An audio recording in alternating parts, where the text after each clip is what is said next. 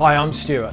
I've been Director of Art in Education for over 20 years and taught thousands of students across multiple education settings, all of them with one common desire, and that is to improve their understanding of art, but more importantly their understanding of drawing. I'm also a practicing artist, and this is a really important function of my role as a classroom teacher.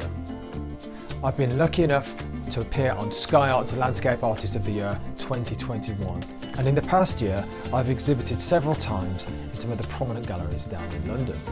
But before we start the drawing, you will need to learn, using only the very basic materials, how to set up a room and the lighting in your own home to take the perfect portrait photograph. We're going to use charcoal for the portrait. Charcoal is absolutely brilliant. It's forgiving, it's expressive, and it's also rich in tonal values. So it's sure to be able to describe the form of the human face, but also render careful, delicate detail as well. You're going to learn a step-by-step process. Firstly, we're going to explore the different materials you need. We're then going to prepare the paper.